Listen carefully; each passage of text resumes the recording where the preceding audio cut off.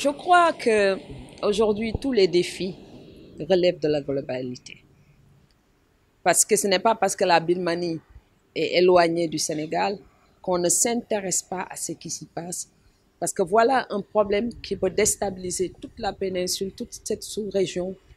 Et à partir de ce moment, je crois que tout le monde aura à le regretter. Ça, c'est la première réaction. La deuxième chose, au-delà même de la minorité musulmane que constituent les Rohingyas, je crois que nous sommes en face d'un phénomène qui perdure depuis la période coloniale parce que les Rohingyas ont été manipulés, instrumentalisés par l'Angleterre, justement pour dominer la Birmanie, une partie de ce monde.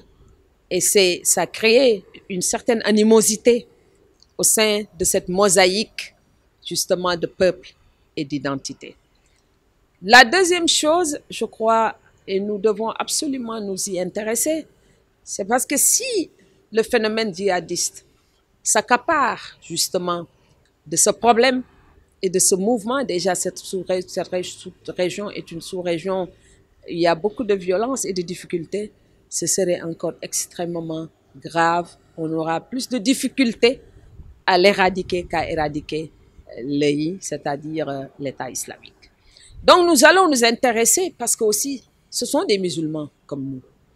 Et il faudra absolument éviter qu'à travers le monde, qu'il y ait des foyers de tension avec une connotation religieuse, parce qu'on sait quand est-ce qu'on commence les guerres religieuses, mais on ne sait jamais quand est-ce qu'on les termine. Et la vision ou bien la prophétie de Huntington sur le choc des civilisations, nous devons tous, il est de la responsabilité de tous de faire de telle sorte que cette prophétie ne se réalise pas. Et ce qu'on voit aujourd'hui, c'est que quand on parle d'islam et de musulmans, on parle de la Oumma islamique. Donc, c'est tout un peuple de musulmans et il faudra qu'on soit très attentif. Et j'ai eu à faire deux propositions aujourd'hui.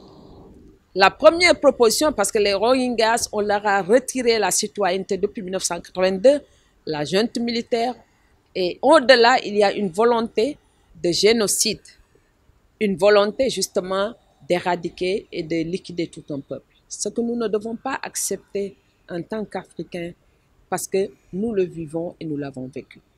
Mais je pense qu'il est aussi du devoir des pays musulmans de réagir. Aujourd'hui, le Conseil de sécurité va se réunir sur cette question des Rohingyas. Mais j'interpelle personnellement Aung San Suu Kyi, prix Nobel de la paix, qui pendant toute sa lutte a été soutenue par la communauté internationale, toutes les femmes éprises de liberté et de paix, mais aussi par tous les démocrates. Et il est de son devoir historique de protéger cette minorité des Rohingyas parce qu'elle a le prix Nobel qui lui impose cela. J'ai entendu sa réaction, il disait que les Rohingyas, il y a un iceberg de désinformation les concernant. Mais en tout cas, il y a un peuple qui souffre.